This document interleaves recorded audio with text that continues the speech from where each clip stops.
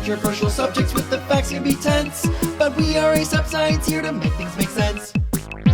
Today we're talking about feeling overwhelmed, losing hope, existential dread, but in the context of why things feel so bad right now and how and what we can do to overcome it from like a psychological perspective. It's fascinating, it's relevant, and it's the now. And we're feeling it. Yeah, it's weird. It's like, I guess we're like, last week we were like, we'll do a fun one like faceless. And then it's just like, no, but it's just too like pertinent right now and pressing. And it's just like, okay, like, yeah, everyone's freaking out and like things are crazy. And so I think the world is actually, you know, we've talked about this a lot, really hard right now for a lot of people, for a lot of like variety of reasons. So I think this episode will be in some ways agnostic to the specific problems, even though we all know what we're thinking. Everyone here listening to this podcast is probably on the not same everyone, but I have some interesting like ways to think about it and like be less like we're all on one side. Yeah, I don't also mean that we're all on one side. I guess I mean like a lot of these issues could be even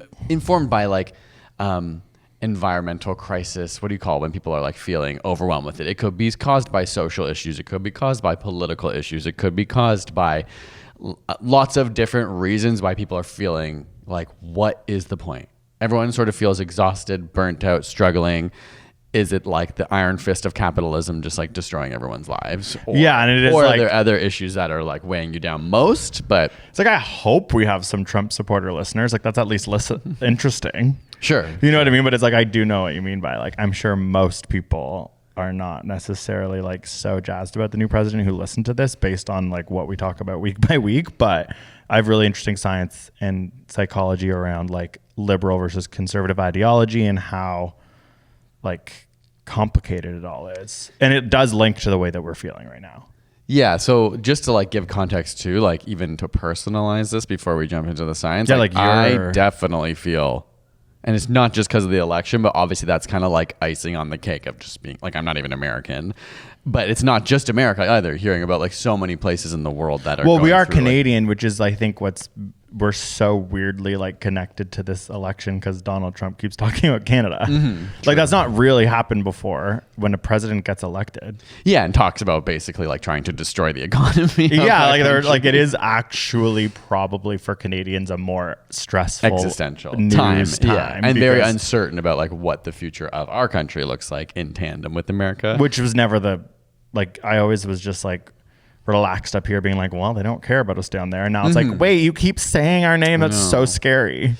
I just think like this research has been nice, and hopefully by the end of this episode we can all leave feeling like a little more positive. But coming into this, I've been feeling like, what am I supposed to do with all this information that I'm getting, with all these feelings of feeling crap, with feeling like so many things in the world like just feel insurmountable, like they're all going wrong, and that as an individual it just feels like, what can I even do? More than ever, I think. Really? Because I feel like we've probably talked like this on the podcast. Well, everyone knows I'm constantly having this kind of existential dread, but that's usually like so internal for myself. Like what? Like what do you mean? Like about something not political, not Trump? Yeah, just being like, a lot of times I suffer from this just like on my own, like just thinking about like what's my own purpose in life, like what do I want to do, what's my own meaning, like not thinking about what is the trajectory crisis of like the things that bring me motivation or bring me purpose, like that's internal. Whereas like this now is like the culmination of being like, okay, for example, like the Trump win is just kind of like, okay, already they're leaving like the Paris Climate Agreement and they're trying to like step away from the World Health Organization, and they're just like, it's like, okay, what is going to happen to the environment if we're just at the helm of people just being like, then screw it, we just want to make money, we just want to like whatever. That's like one thing. The other thing is obviously all the social implications of just being like sad that we're in a world that seems so angry and wants to hate so many people, and everyone's blaming everyone, and that's like a heavy burden to bear. And so it's like your like personal existential dread has become like world existential dread. Yeah, a little more. Like obviously that's related to climate change as well, but yeah, it just feels like I right now am feeling like I don't see a positive trajectory for the world for the rest of the time that I'm on this planet. What's our thing? It's like you usually have short-term hope. No, wait. No, I usually have long-term hope. You have long-term hope. I don't. But not short-term hope, whereas I have short-term hope but not long-term hope. I feel like we've switched. I have long-term hope. You do? Like, but within our lifetime? Because that's where I'm like, I do believe humans will sort it out in the long term. But I'm just Wait, like... I thought you just said you didn't think that. Oh, I said in my lifetime. I'm at the stage now where I'm like, I think the rest of my life will feel worse than the first half of my life. Well, like, I'm not trying to be overly... And we'll get to, like, solutions that have made me feel better. But that means you have turned onto my boat. I feel like I did used to say that, and you'd be like, no, but I think I've switched a little. Maybe it's like because you're obviously so sad about everything that I can't, because it's like we can't both be. Then it's like we can both be. That's your funniest thing, where you're like, if Greg's having a bad day, and if I'll be like, me too, you're like, what the fuck? It's just because like you always have bad days, and then I have a bad day, and I'm hoping that you'll be, and then you're like, it's me fun too. to And both like, have a bad day. No, I know, but I want like you to be like. This is about what you community, do. Greg. Okay, where do we start? A lot of this comes down for me to the word despair, which is what a bunch of the research I was looking into has to deal with. And I'm reading a book called Outrage by Kurt Gray, which is all about this stuff and the science and psychology of like why we're feeling the way we are. And then we'll link them together, and then we'll give some hope at the end. And like, honestly, I think it will be helpful. At least mine was for me. Yeah. Do you want to start with despair? No, you start, because I also realized I did not focus on that. So while you talk, I'm going to be doing that for a second. Okay. You talk. So this book, it's called Outraged, and it's why we fight about morality in politics and how to find common ground. So the thesis of the book is about finding common ground, which I think is a really hard thing for people to grasp right now. It's like pretty hard to watch Donald Trump just as the person who I am, a number one Rosie O'Donnell fan in the world, and just be like, okay, let's find common ground. Like that is, this book in many ways is like made me feel like it's extremely centrist, and I think there's a lot of flaws to it, and I actually find it quite frustrating at times. But I still think it's sort of the only psychology and science book I can look to right now and have some sort of explanation. But the thesis is really interesting and grounded in science, and that's why I hope people listening to this can take something from it, which is that, okay, the 1920s, when things, see, this is the thing, it's like things weren't great then either. It's like, we know, it's like, I'm not talking about the 1920s. But I'm just like thinking of like, we're all like, we're in the worst. About like when I was a kid in like 1995. But that was also like neoliberalism's height and the beginning of hell. Anyways, my point is like, as we go through history, it's like, wow, it's all pretty bad. So in the 1920s, Raymond A. Dart found the fossils of the human ancestor Australopithecus africanus in Africa. And that began the theory that we now know is true, the out of Africa theory, which is that all Homo sapiens, and if you go back far enough to our ape ancestors, we came out of Africa. Okay. At the time, that was like very controversial because everyone was racist, and they were like, for sure, we're from Europe. And they were like, oh, these bones of obviously the most evolved humans are literally south of London. And they were like, it was a hoax. Anyways, like full on racism of the time. They couldn't believe it. Yeah. It is in fact true. Like we now know that from a scientific perspective. Do not doubt that. Yeah. If you're in a southern state, they might teach you something different. No, I'm not getting into that. Anyways, it was surrounded by the bones of other animals like baboons and turtles. And therefore it was hypothesized that we were these predators who had killed all these turtles and these baboons, and like we had eaten them, and it was like, oh, like this was the dawn of our predatory man as we took over the world. Okay. And that's the way that science has framed the evolution of humanity, that we were these apex predators who killed all these animals around us when we first discovered that we were from Africa. Now that's completely wrong. And it turns out that that first fossil, all the animals around them were killed by a bird of prey. And so were the quote unquote pre-apes. Okay. They were not there and had not killed the animals. They had all been killed by another predator. Okay. They were a prey. Which was a bird? A bird of prey. And they were also around the same times like jaguars that had eaten humans. And essentially the whole theory of this book is that we are not apex predators. We are prey. We are biologically and evolved to be constantly afraid of harm. So that's what you mean by prey, is that like our primary mechanism is to like escape danger as opposed to hunting. Yes. So that is like, if you I guess every animal, even like predators, are obviously trying to escape. I guess if you're like the apex predator, you're not as afraid. Is the idea. Which is, and it's like, if you don't subscribe to that psychological theory, then this whole entire book is like null. Okay. But I'm still like, okay, I can at least learn from that. Okay. So then it starts to go into everything that we're experiencing right now. So it's essentially that like all of our intelligent mind and our thoughts and our morals are just evolved from eons ago, and it's all rooted in fear, and we are just like hypersensitive to harm. And now that we are no longer like afraid of being eaten like by a giant bird or a jaguar, and we're no longer afraid of being like for the most part physically in danger, we've now put all of that fear into social media and politics and our existential dread. That's like how we are dealing with those emotions. And that he believes that the left and the right, we all have valid fears that we can't understand the others. Like they study someone who's on the right and their fear is legit. Like they are feeling scared. Yeah. And they study people. They're not pretending, or like they're actually worried about things. Yeah. But you actually like, okay, like the examples are really interesting because it's like, okay, drag me to absolute hell. It's like the left, they're scared of the threats of growing inequality. It's like, yeah, I'm just like looking at Elon Musk and everyone and being like, this is scary. Yeah. We're scared of systemic racism. We're scared of the destruction of the environment. Yeah. I'm like, okay, yeah. The right, it says they're scared of the threats of banning firearms. They're scared of the restriction of religious freedoms. And they're scared of the threats of destroying national symbols and statues. Okay. And it's like, he makes a strong point to be like, you aren't going to be able to relate to the other side. 'Cause Yeah. as soon as they read those three, I'm like, well, they're not the same. I'm like, obviously that's not the same. Yeah. But it was a little bit of a read because it was Yeah. like, okay, those are the things I'm scared of, which is inequality and like literally scared of the destruction of the environment. Yes. This is where I start to lose some of the thesis where I'm like, tell me those are equal. But anyways, I'll continue.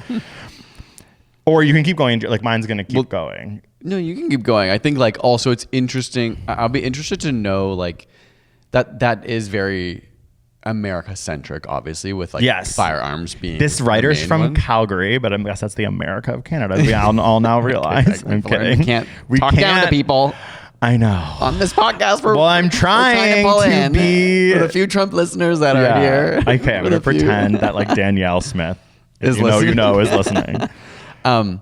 All I was going to say is I the other one were religious freedoms, and what was the other one that you gave example? Like I'm sure those also exist in many like European countries that are seeing like a rise of The threats of destroying national symbols and statues. It's like, okay, like Yeah, that's that a could be linked history to that people are tradition scared and- of. Maybe like even like when it's like the Nazis burned the books, like maybe they're able to go there and be like, they're burning history. Like what does that mean for like the legacy of... I think it's fair to say like many average people have these fears and don't mean to project them in a way that hurt other people. That I always have to come back to that. Is the only way I can have hope. Is well, like, that's what this book is saying, and like they do some interesting. Okay, well, the literal thesis is like facts don't matter, science doesn't matter. It's like everything has to be storytelling, and it's like, oh, good lord, I don't know. I always want there to be a better answer than that, but some of the facts also. A review of this book was such a read. It was like he literally just uses a bunch of statistics to explain why statistics are wrong. You know what I mean? It's like, it's like scientists trying not to use statistics to prove statistics don't work challenge. Anyways, it was like, that is annoying. Yeah. Like he's speaking to a scientific minded audience with statistics while telling everyone they can't use statistics. Yes. Anyways, I'm going to read some statistics right now. Okay. Okay. So it's like the idea of like partisan, cross-partisan like hate, I guess, like literally like liberals versus conservatives, Democrats versus Republicans. I guess in Canada it's like liberal NDP versus conservatives. They have actually studied each election, these things called cross-partisan feelings, on a scale of 0 being freezing cold to the other side and 100 being warm and welcoming. Yeah. So in 1978, when they started studying it, people had a score of 50 of the other side.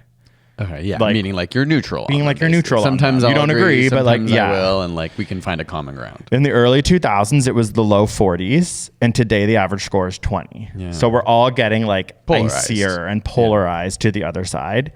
Liberals and conservatives both see that the other side is unintelligent, but when they actually study liberals versus conservatives, there is no SAT differentiation. Right. There's Like, no there's smart and dumb people on both sides. Yeah, the similar GPAs. I was literally like, that can't be true. Like, that's so insane. It's like, okay. And then he says, like, liberals see the other side as these like rednecks who are unintelligent and just listening to Donald Trump. And like, you hear it all the time. Like, it is kind of, you know, it's a big issue with the Hillary Clinton deplorables thing. Like, at the time, I think a lot of liberals were just like, that's true. And then anyways. Whereas the right see the left, and I was like, this is so good to know, as completely foolish, out of touch urbanites who don't understand how the real world works. Okay. And I'm like, okay, like we need to remember that's the way we're being perceived by the right, to kind of be like, okay, Well, true, I live in Toronto and I don't know how the like. I think this is not that this is obvious. I think it's like, yes, of course. I obviously am aware that conservatives think liberals are stupid. Like, that's all. Anytime I see. Wait, really? I didn't actually think that. Yes, I think I know that for sure. Oh. And I think But we're not, easy. and No, they're but not. it's easy to see the narrative play out in conservative media. And sometimes I do reflect on this because it's very easy to see when I see conservatives making fun of like liberal, either ideology or specific people.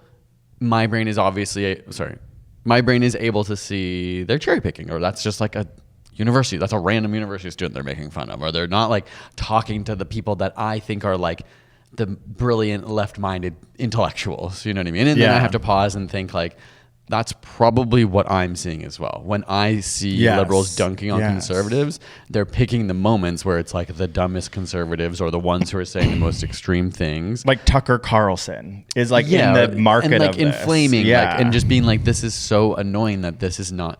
And I guess it's hard because like when it's on the liberal side, I'm able to go, well, I'm not saying what that person's saying, or I don't identify with their views. They don't count as liberal to me, or like they, you know, not that they don't count, but they don't represent me. And then I'm sure there are many conservatives who are like, fine, Tucker Carlson is conservative, but I don't identify with him. But I guess that then ties into the fear of being like, but I want to cling to these ideals because I'm afraid of what happens if we are okay treating society in not equally. Exactly. And so I think that this book is like frustrating in many ways and like problematic because I'm so fundamentally scared and of the mind that like these people are evil, like that wealth inequality and the destruction of the environment is the plague on our existence right now. So it's like really hard. Like as I read it, I'm like, okay, like, but I think the most interesting thing is like, and the takeaway from today to make people feel better is like, it's innately in us to be so scared. And because we don't have the same fear that we do as the biological mammals that we are putting it into politics. We are putting it into polarization. And that can maybe be a thing to relax. I do think, and in the review, they were really great of being like, well, Donald Trump is like, they called him like the polarization in chief. Like he is 100% like knows creating. It activates people. And so like there is this book is not very good at dealing with that, like treating the sides equally. Right. Like it's like, well, then you like he never talks explicitly about Trump, where I'm like, that's a cop out. Like there are things that I think are exacerbating now, the climate crisis, AI, all these things. Like he should be talking about those things because those are the product of fear. Like that's what we're scared of right now. Yeah. And so I feel like there was a lot missing in the book where it's like the things I'm actually scared of though, like you're not addressing, but I do think it's like, we need to relax because whether it's all the things we're feeling now, I think we will innately feel that fear no matter what, of the other side, of the future, of the world. Like that's just how it has to be placed somewhere. Yeah. And I'm like, that to me is relaxing. It's like, okay, it is innate within us, and even if things were better, we'd still probably be scared of something. Yeah, just like I think for a lot of people the fear comes like to use historical examples of concentration camps and the degrees to which fear from people can lead to extreme action is actually scary. Right? Yeah. Like I think and maybe that's an over exaggeration, and you know, like maybe people on the left see these kind of like rhetoric on the right, but it's like literally yesterday I saw Elon Musk give the Hitler salute. Did you see this? So yes. You're just like, okay. And I'm sure lots of people will either defend it and say he didn't mean to. Others will say like, well, I don't identify with that. But it's like hard not to look at something like that, someone on that main platform, and say, what exactly are you trying to signal here? Because to me, that's a legitimate threat and fear of like, but okay, what that but symbol don't you think the means. people on the right would be like, he's just like a weirdo who flew his hand in the weird way? Did you watch the video of it? I mean, I've like only seen people make fun of it on like. Okay, no, but it's like there's no way. There's literally no way anyone could ever make that symbol and not know that that's what it would look like twice in a row too. I just think, like, fine, maybe there's a discussion. There's probably a lot of people, conservatives included, that would be like, that is fucked.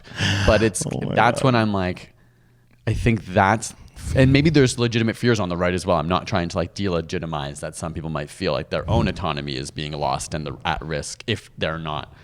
If I bet liberals they would are in ignore. power. Maybe they would ignore the action. It's just the historical precedent shows what happens when you ignore those kind of actions. But then, okay, I am really being devil's advocate, but it's like, okay, like, well, Biden, for the most part, like, ignored the genocide in Gaza. Mm-hmm. You know what I mean? Like, it's like, and we, like, as a liberal, some people might just ignore that.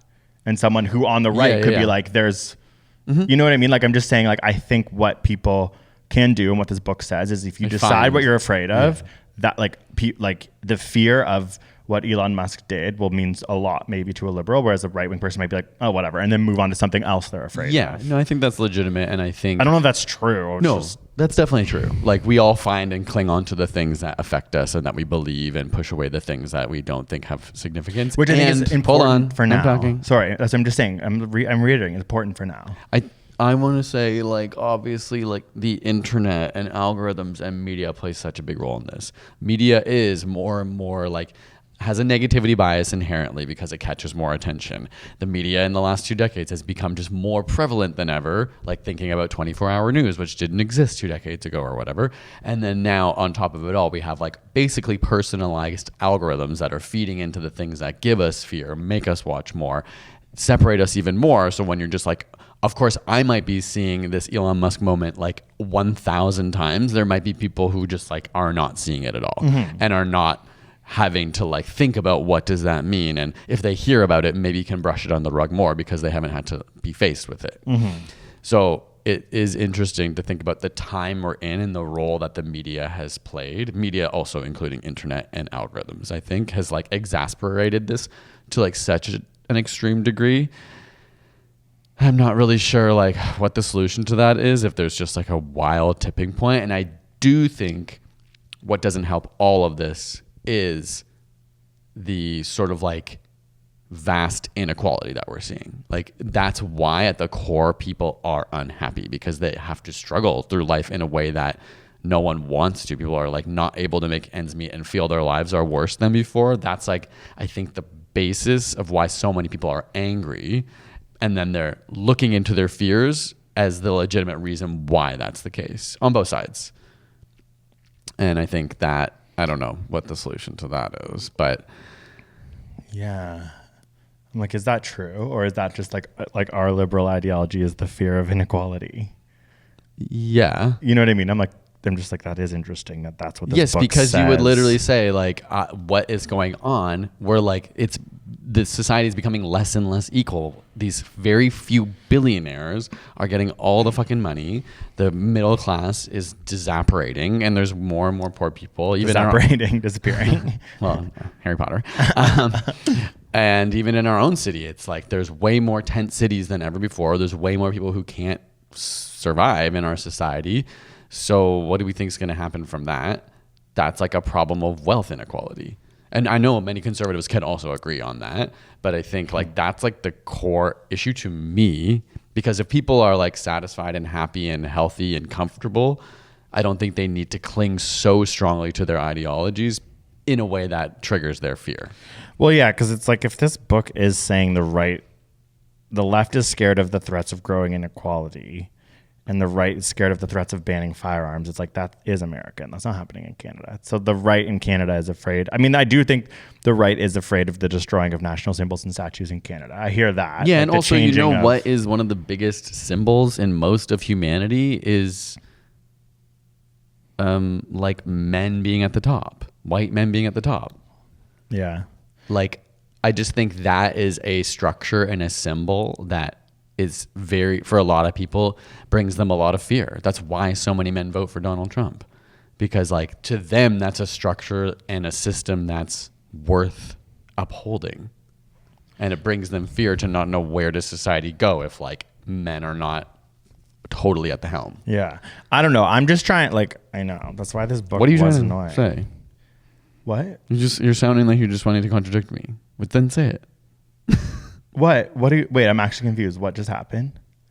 I don't know. You sounded like you disagree with me. No, wait. What like was just said? Nothing. I don't know. No. Oh, I was just trying to be like, yeah, no, this book isn't really talking about those things and it's annoying. Oh, okay. What did you think I was going to say? I was waiting for you to give me a reason why what I'm saying is not true. No, I'm saying like it's annoying because I'm reading this book trying to understand, and I'm saying it's annoying because they don't really talk about those things. They're really just trying to create what they believe is a language of the two opposite sides having to be able to communicate and come together in some way. I just don't think that. So I feel like you're bringing up valid things that I'm just being like, well, yeah, I don't really know where that fits into this book, but I don't know. But yeah, maybe but I you was can give saying your own something opinion. else. Well, I'm like, my own opinion is going to be so intense, and I will do it at some point in this episode if I want to. I'm trying to figure out how to right now. You know what I mean? Not like my own opinions on this podcast every week, and I will continue to do it if you want. Of course, I believe that is true. You know me, and everyone knows me. I'm trying right now to do research and understand things differently to try and feel less bad about what's clearly going on. But yeah, no, like those, like, I don't believe that this book is fair because it's saying that the left and the right are equal, but I'm a left-wing person. I don't believe, like, I fundamentally do not believe that the destruction of the environment and the growing threats of inequality are equal to the threat of banning firearms and like taking down statues. Like, that's what I said immediately. Yeah, fair. So I don't know. And I feel like I don't want you to think I'm Americanized trying premise. to like, I don't know. I'm scared now that I sounded like No, you didn't. right-wing I or just something. wanted to know your opinion and you weren't giving it. Because I'm trying to challenge myself in these times to not go right to being like, yeah, fuck them all. Of course you don't say, of course you don't think they're equivalent. That's okay. Nobody thinks they're equivalent on either side. And I think the gun one is interesting because it's like most of the world, I'll put most in quotes because I don't know, but like most of the world doesn't care about firearms in that way, like the way that Americans do. And so that helps build a construct easily around a conservative ideal that is so localized. But I'm sure that could happen with equality. Someone could point to like Canada as a super progressive place for queer people and be like, well, that's a construct of your country. We don't care about that in other parts of the world. You know what I mean? So I think like I can just start having my own opinion on this episode, true, and I will be like, point. fuck. Well, no, because I guess what I'm trying to say is I'm trying to do research to feel better. Because if I actually just lean into all my own opinions, then I have so much to okay, spare. then how about I'll just start talking about my research because it will hopefully lead us to feeling a little better. It's kind of like starting with this idea of what scientists call wicked problems. And like climate change is a big one. It's like a problem, like obviously changing a light bulb is an easy problem. You just like, there's a very simple solution. There's lots of other simple solutions in our life, but wicked problems are ones that just like are overwhelming, overly complex. There's too many factors, variables to have any clear sense of what is actually the right thing to do. And in the case of climate change, obviously this has led to like extreme eco-nihilism or people being like despondent and just like checking out, being like, we're past the tipping point, there's nothing I can do. And a lot of young people are like depressed based on this issue alone. There was an interesting, I was listening to like a Hidden Brain episode, and the professor who did this research but teaches a class said she asked her students, and I'm going to get you guys all to do this now, like close your eyes and picture what the world would look like if everything you imagined and dreamed about it came true. Like if you were thinking through all the different ways you want the world to progress in 100 years or something like that, or just at its point, what is that like utopia look like to you? I don't know if you want to say anything on that or if you want me to just keep going. What she was finding in her class is most young people can't even imagine a better world because they feel so upset and just see the world as dystopic and like that the future is inevitably heading to this crisis point. That's kind of how I feel sometimes. Like obviously in my mind, I'm like, oh, the city would be covered in way more nature, and like people would be happy, and there'd be way less financial inequality, and there'd be like decisions made around community. But like physically, it's hard for me to imagine exactly what that would look like and to imagine that becoming a reality. And so what a lot of research has found is that despair it leads to maladaptive practices. So once you get into the point of despair, it's no longer really useful for you. Like, of course, that's what I was trying to be like. I'm trying to avoid despair because it does create. Yeah, I can imagine that. Yeah, it makes you disengage. When people feel powerless, it leads to inaction. Yeah. And that's how I am feeling more than ever right now. And I think more and more people on both sides of the spectrum. And I think for a lot of people and I'm not just saying this is the only excuse to vote for Donald Trump, for example. It's happening all over the world. I think people are feeling helpless and just kind of going like, well, whatever. I don't know what to do. So like maybe this is like some crazy person's solution. They have found that there's like the idea of scare to care, like watching An Inconvenient Truth came out as like a really scary movie about the environment.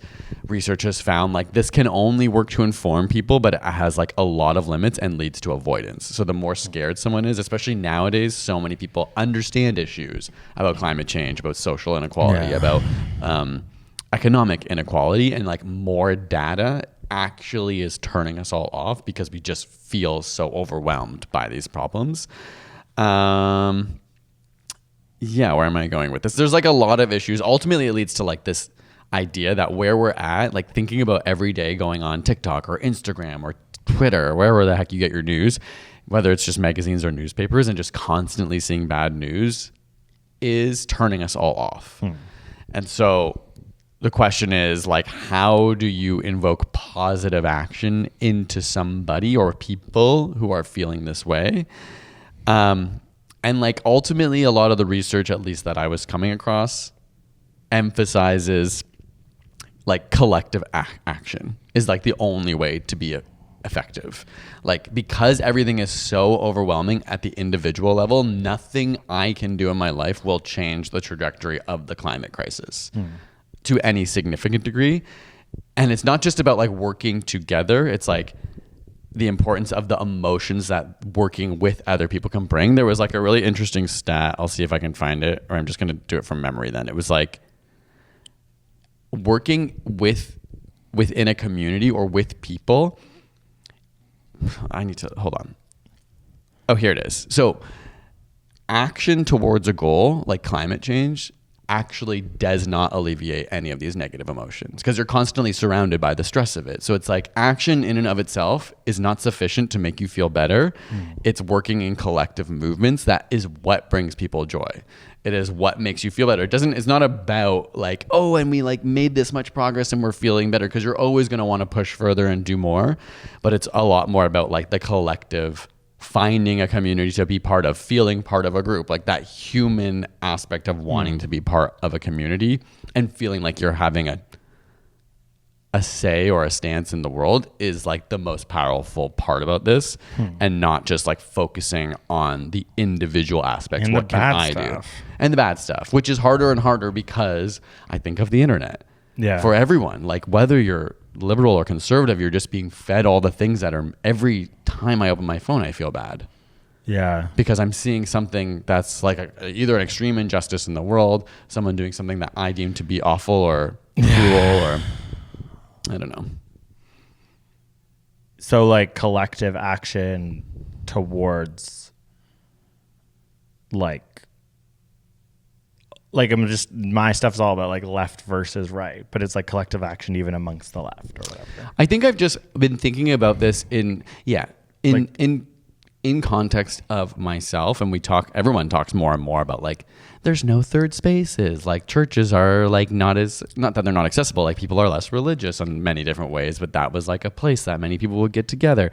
I don't even know, like of course if you have like political leanings, or you want to fight climate crisis, or you want to help with political injustices or economic injustices, those are specific actions, and there's specific groups you can join to do that. Or even canvassing or working with the politician in your area that you care about. Yeah, but I think just also like right? being with people like doing things together is like the first step. Like I think we're all just so isolated. More the analogy they gave here, they call it like the choir metaphor, because like when you're working with other people, when you're in a choir, if you run out of breath, you can stop, and it doesn't like stop the momentum. Yeah. Like you can take your time, and everyone's like working together.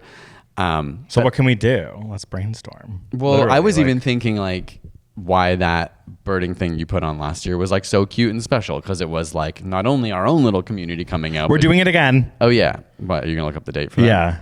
But I was like that something like that, like Bird watching. it's just hard because I don't know that I always have like the energy to organize these things, but I'm trying to think of like, even when they're not related to politics or social movements, are there ways to feel more in a community, especially when more and more of us are just like sitting at computers or sitting at home alone? Yes, it's like I see my friends and like do hangouts with friends, but I don't belong to like a movement or a community. Well, you were talking about that today even. Yeah, Like, that I is think like I something am struggling with yeah. that. But I'm also struggling with like, what would that be about or for? Well, the bird watching me. event is going to be May 22nd, Thursday night. Marketing your are we like committed to that day? Yeah, so and it's because gonna I know be a big one. People have been like, oh, I'm coming to the city, I'll book it around that Yeah, trip. So we're gonna like. save the date. So yeah, there's that, Which is not like that's just a one-time thing or a once a year no, thing. but it's like that's a good example. I was just like, because I'll it have- is so easy to say these things. Like, what are other things like that? Literally, I don't know. I mean, maybe we can try and organize more get-togethers that are just like people getting together to be in nature, like something cute that doesn't have to be so like we're trying to solve climate change, but just like, I don't know. Is there a way to create community around something in a simple way that just feels nice? Yeah. That doesn't feel so heavy and that it has such a burden to solve everything. I'm not sure. Or are there, like, if you're out there and you live in the city of Toronto, it's like, what other communities, or you don't have to be in Toronto, like, what other communities are you part of that bring you But satisfaction? I mean, even just like sports. Like, for God's sakes, I've been trying to get in this freaking volleyball league forever, but it's like harder than Taylor Swift tickets. But like, I do that for a reason. Like, I know that's going to feel good and distract me. Like, obviously, and you were talking today that like you've been in a bad news wormhole a little bit, and a lot of people have. I was able to explain to you why your brain is hijacked to be fearful. So whether it's Trump right now or whatever in the future, we're always going to feel like this. So then you're saying it's like, yeah, you have to get together with people and do community action. And as simple as like a pottery class.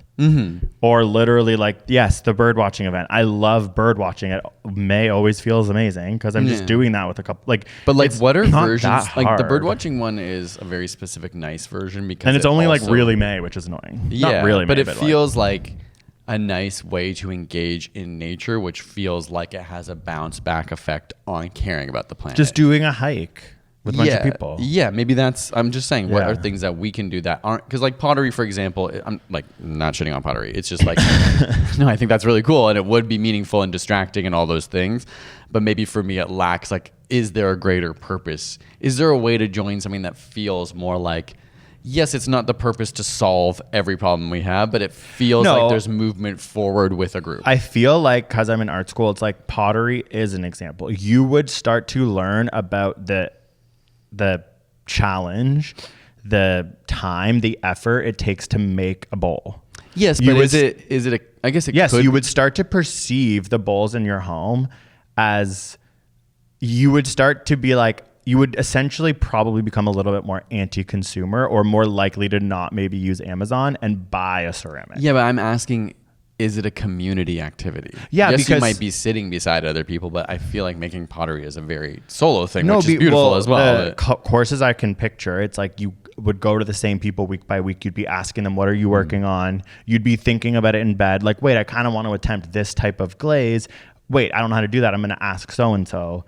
I genuinely think that like it doesn't, you don't need to think about what's wrong with the pottery class before realizing it probably is that simple for these types of solutions that like they're talking about. Like, it doesn't have to relate to the environment, I think, for a bunch of people coming together to then be a collective good for society.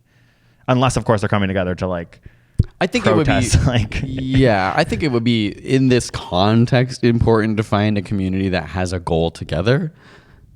But obviously joining any group is going to give you human interaction if that's what you're looking for. yeah, and you could also like begin to trade, be like, I love that person's bowl, so I'm going to talk to them and like, Yeah, okay, I'm just going to say I don't like the pottery example. Like it just never going to do something for me.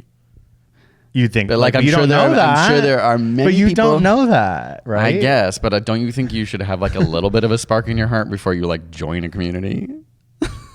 What do you mean? Like, I'm like, I would love to join like a theater group, but I've tried that okay. so many times and I don't know why I can never figure it out.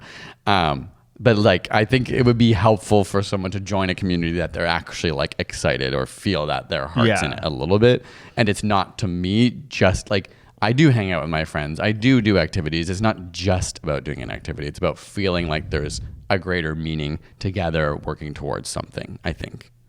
And that, but like, obviously this can be in varying degrees. Like a lot of this, most of this research is on action, is on like, if you care about climate action, it's not about making it about what you can do. It's about like getting together with people. Having meaningful interactions with a community and feeling like you're moving together. And that community work is what brings you the joy, and you'll be doing action at the same time. Yeah. But so it would be about the climate crisis specifically, not just if that's pottery. what somebody cares about. Like depending who you are and what you're listening about, like maybe it is about like helping just people in your community who are struggling. Like, is there a way to build a community around that in your local? Like, more and more I'm just like, the internet sucks because it takes so much of your energy and time. How do we like all step back into the real world? Or is that just a lost dream? Like, we're just fighting the future. Well, I think like this book, going back to it, it's like, okay, we know we're psychologically primed to be fearful. So right now, the internet and everything that's happening is not going to be good for our ability to cope with that. Mm-hmm. Like, it's not going to help to go on, especially if you're a left-wing person, to look at the news right now. Like, it is obviously important to stay aware, but like, we're not at that point right now. I think everyone's like really way too aware. Mm-hmm. So like, I think that like our phones are a huge part of the issue, and they're also being run by the people who are like hanging out with Trump. Like, it's almost like a really obvious issue. It's like, oh yeah, Instagram's the issue. Mark Zuckerberg's right behind Trump. Like, it's almost like, we need to put away our, and like, that's so obvious to me right now, but even though that's obviously so hard. And like, TikTok's literally a geopolitical like pawn. Like, it's like all of those things are, I think the world's at least starting to be like net negative. But there's also a lot of like joy and laughter that can come from like TikTok, for example, that you can't just like ignore. Yeah. Like, people do That's need, why it's ultimately yeah, used so much. Yeah, and people need entertainment and need these distractions. It just so happens they kind of all exist in the same place right now, which is like complicated. And those things do and have led to like big movements, big and small movements. Like, you can use the internet to accomplish goals and reach people in a way that you couldn't before. And hanging out in real life is like hard. Like, it's harder than ever. Like, sadly, like, our phones and technology have done that to us. It's just a lot easier to stay at home and buzz our brains. Whereas before we'd be like, I'm bored. Yeah. I should go. This like, newspaper isn't slapping.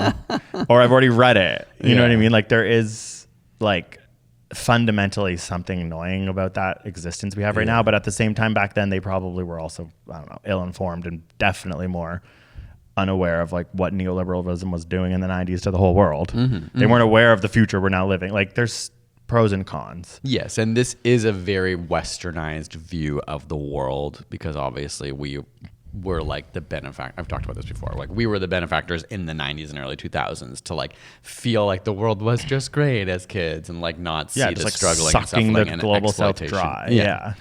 So and I think that like there's like, I, for whatever reason, have hope, which is so weird. Maybe it's because I haven't been looking at the news, but like, I feel like you're usually the one that has long-term hope, and for some reason I do have it right now. I think these people are so embarrassing.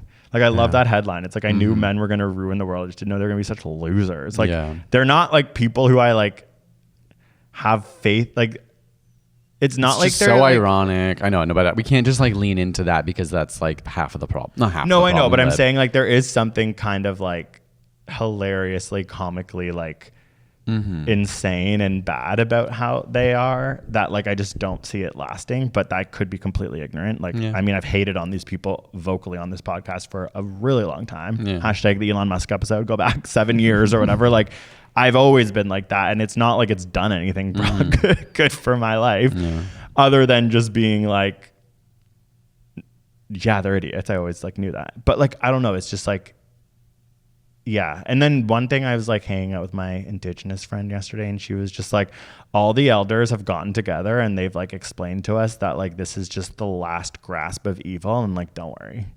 That like this is from a spiritual perspective, which I was like, damn, that's so cool to hear. They actually said that. Yeah, they were That like, makes me feel better. yeah, I know, but I'm like, I don't think I'm the one to really dispel this disseminate that, information. yeah. But they were also simultaneously being like, Trump is so evil and scary because he's like funny, and like it's not like they weren't. But she was just like, this is a knowledge that I cannot understand and I'm not aware of, and like I should maybe not even be saying this, but I am, because I heard it yesterday and I was just like, damn, it's a cool perspective. Just like as evil clause, it's like the last clause of evil.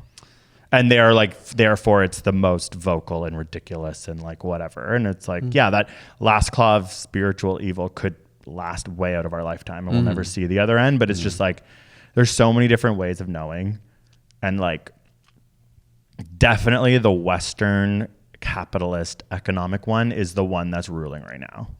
And that's just one way of observing the world. And it happens to be the one we look to because we're like Western ass, Canadian ass, born in the 90s ass people. Yeah. But yeah, no, it's like, yeah, I'm just reading books. I'm just trying to understand how I can cope with this time, because obviously it's my worst nightmare. Rosie O'Donnell raised me. Like, there's so many comical reasons why I am struggling right now, but I don't want to allow myself to feel despair, because then I will be inactive, and I'm for some reason not letting that happen. I'm like, this shit can't last. Like, Pierre Poilievre's a joke, Trump's a joke. Like, I know I shouldn't say that or whatever, but like they are. Like, it's well, good. what's that mean? They're a joke to you. He's back for a second term 4 years later. It's not like other people caught on to that. I know. I was just like, COVID? Like, that was something we couldn't control. I don't actually know. I'm just doing my best to not go to despair, right? Isn't that what you just told me I shouldn't do? No, but I just think I'm there, so I don't know how to, Yeah, I can tell. I know you've like been, like I'm trying to not go there. And I think obviously that's what's hard. It's hard for you to not like to understand, because I obviously... Yeah, and I feel bad. I do feel like I'm like, there's part of me that is just like giving up. Not on life, just on even like being like, okay, we're never going to fix the climate. And it's just like, why? I am feeling like, why am I even going to think about that and try? Why am I even going to be... I don't know. I know that's sad. That's I also think we've been there before. Like I feel like I've heard us both say that at different times, while simultaneously always getting back into understanding and trying to figure it out. But it is hard because it's not like things are working. Like that whole whatever scare to care thing, like that was a version of climate activism that we lived through that I actually subscribed to. Like I thought like the David Wallace Wells, like the world's on fire, like we made those videos. We were like, the world's on fire. They're like, not saying it can't work. They're saying it can inform you, but there's a level of scare that's no longer useful. And now people are so aware of these issues that it's just adding on top of that's what I mean is burden. I'm like, I also like just in my lifetime have had to reassess the way I teach and understand the climate crisis, which is humbling.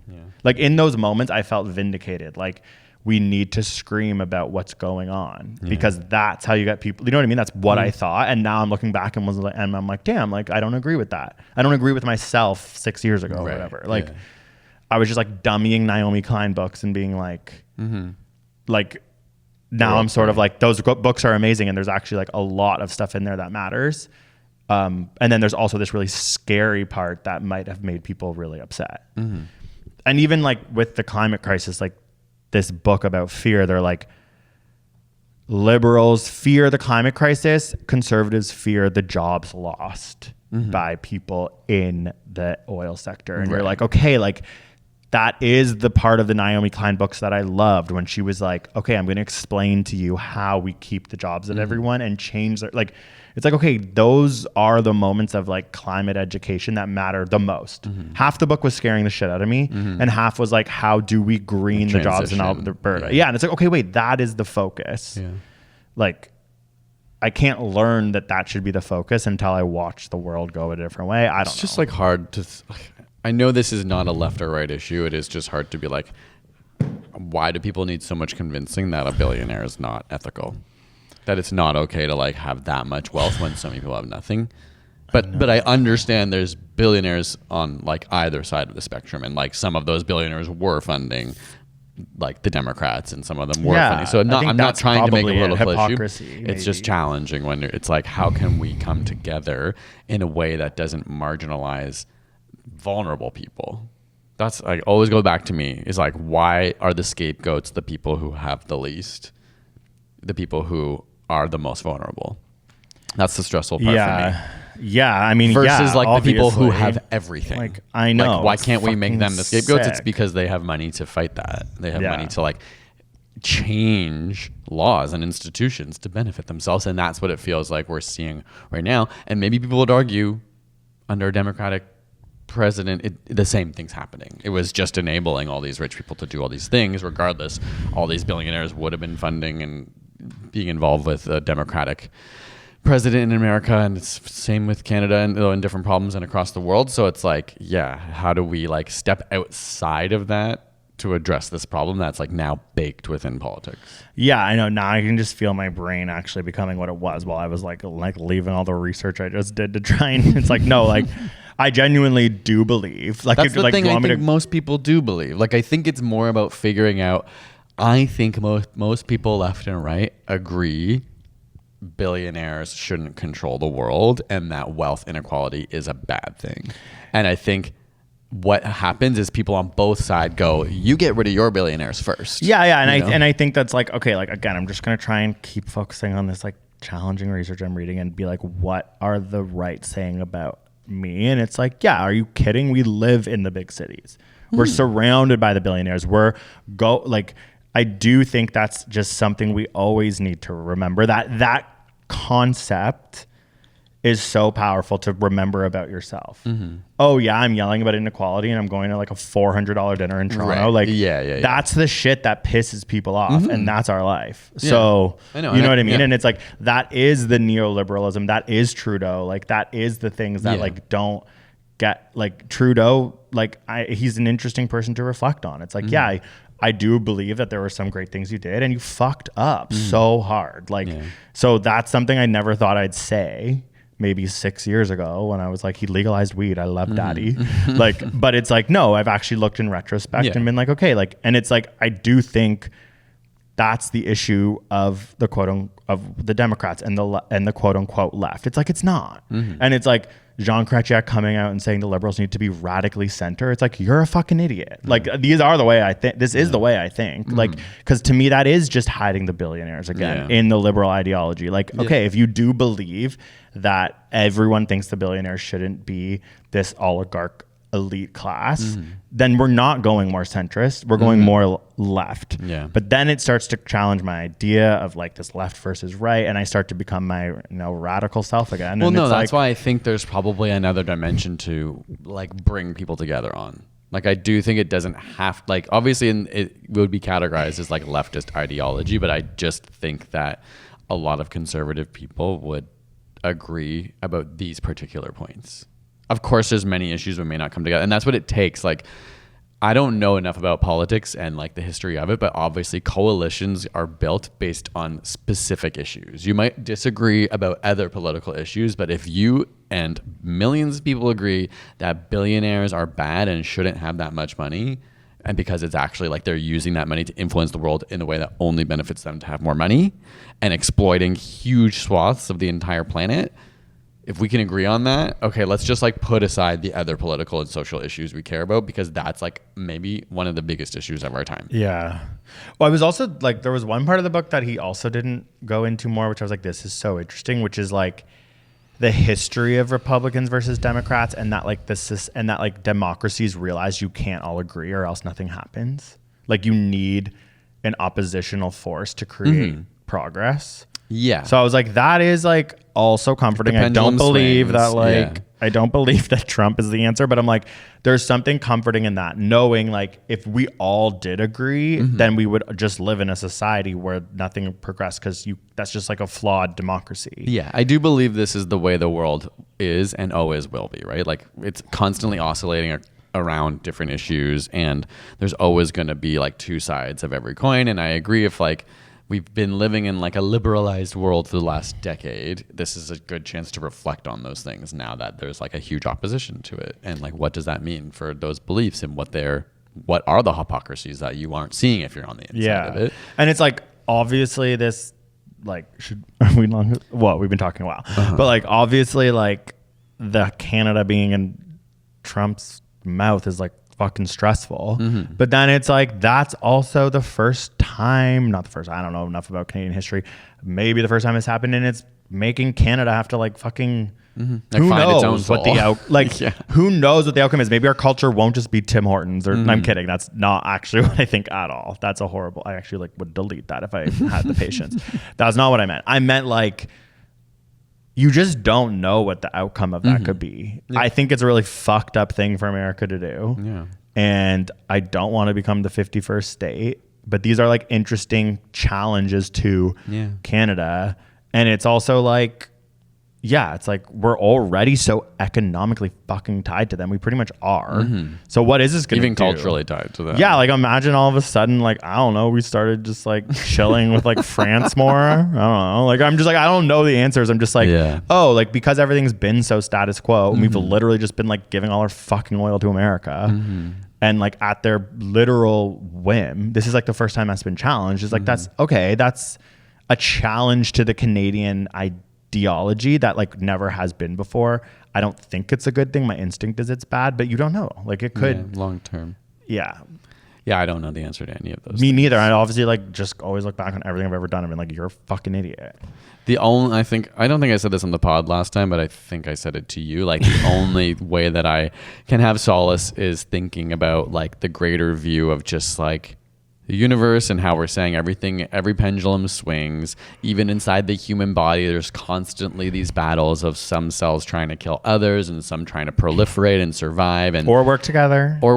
Like there's a huge complexity of things that from our perspective, that keeps us alive. You know what I mean? Like we have microbiome, we have like this constant change of cells on our skin and interaction with the cells outside of our body and the bacteria outside of our body. And like, just because one thing looks bad now doesn't mean in the grand scheme it may not be a positive outcome or like could be used to precipitate lots of movement in positive directions towards equality in many different fields, many different facets, economic, social, political. So hopefully that it's just like right now feels the tipping point, maybe because it's just happening, where I feel more apathetic than ever before, to the degree where I'm like kind of being like, I don't even want to do the things that we normally do, which made me really sad to realize, because I'm sometimes looking for the people I look at in media to come with the answer and to come and go like, here's how we organize, here's what we do, here's how we, and I'm now coming on this podcast being like, well, I don't know the answers and I'm not smart enough to figure this out. And actually I'm just depressed about it and want to actually stop making content. That's how I feel. Yeah. And also like media outlets and people are really fucked up too. Like, you know what I mean? Like even like someone like Jon Stewart, like if you start to look into like this book, it's like he's not he might not be helping. He might be cathartic. Yeah, I don't know. But I don't mean like, that, but you're right. I guess I do mean that in some ways, but it's hard to like want someone else to give you the solution or help you and then realize actually some people might be listening to this hoping that we can provide insights, and here I am just being like, I'm depressed and I don't have an answer, and I might just want to crawl into a hole and not leave my house for 4 years. Oh my god. But not totally. I know it's just like life is moods, and anyone listening to this pod knows my life is moods, regardless of the political situation. Yeah, like people might just be like, wait, what's different? Exactly. It's just I found something else to latch onto now. Yeah. Now I have a excuse. Okay, well, we do have What Did We Learn This Week? Like, do we? Should we do? This episode's so long. Like, okay. If you love yours, like mine's not that interesting. Let's just do it so there's like some brevity. Okay, yeah, mine is lighter. It's silly. Okay, we'll take a little break. If you want a little lightness. Imagine you gave up on that, like in literally real time. You're like, I'm giving up. You're like, I'm actually done. Like, oh my I thought about it. I honestly almost was like, I don't want to do the pod today. That also happens a lot. Yeah. Okay. Okay, we'll take a little break. And then we'll don't say pee. Oh my god, I know. A break. We're coming back.